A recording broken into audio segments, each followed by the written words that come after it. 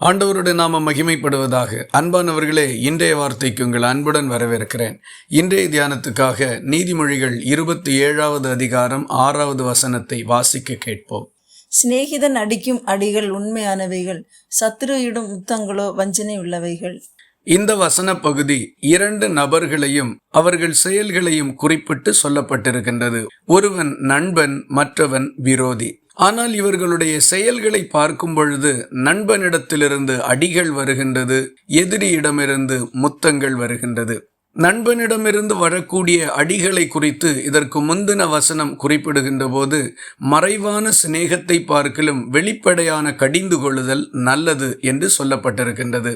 ஏதோ ஒரு குறிப்பிட்ட காரியத்தில் நண்பன் வெளிப்படையாக நம்முடைய தவறை சுட்டி காட்டுகின்றான். ஆனால் எதிரியோ முத்தமிடுகின்ற ஒரு மனிதனை போல நமக்கு முன் நடந்து கொள்ளுகின்றான். இதுதான் இந்த வசனம் நமக்கு காண்பிக்கக்கூடிய 2 மனிதர்களுடைய தன்மைகள். பொதுவாக நம்மை யாராகிலும் எதிர்த்தாலோ அல்லது நம்முடைய கருத்துக்கு மாற்று கருத்தாக நேருக்கு நேர் பேசினாலோ நம்முடைய உள்ளம் அவர்களை பகைக்கும் அல்லது அவர்கள் மேல் கோபமும் ஆத்திரமும் உள்ளதாக மாறிவிடும். அது சிநேகிதர்களாக இருந்தாலும் அதை செய்வதற்கு நம்முடைய மனம் முதலாவதாக முன்வரும். நமக்கு ஆதரவாக பேசினாலோ அல்லது நம்முடைய வார்த்தைகளுக்கு ஒத்து இசைவோடு ஏதாகிலும் காரியங்களை செய்து கொண்டாலோ அவர்களை நம்முடைய மனம் நம்மையும் அறியாமல் விரும்பத்தான் செய்கின்றது.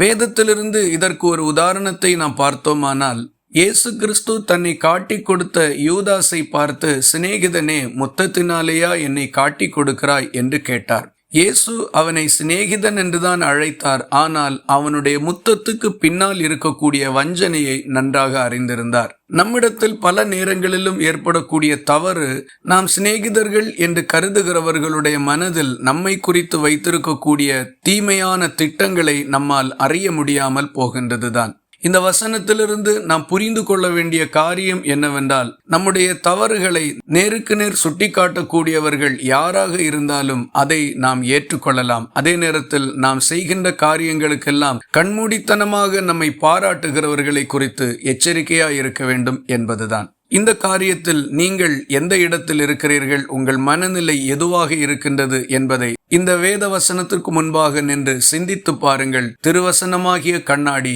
எல்லாவற்றையும் உங்களுக்கு காண்பித்து கொடுக்கும். இந்த வார்த்தைகள் இந்த நாள் முழுவதும் உங்களுக்கு ஒரு ஆசீர்வாதமாய் இருப்பதாக. ஜெபிக்கலாமா?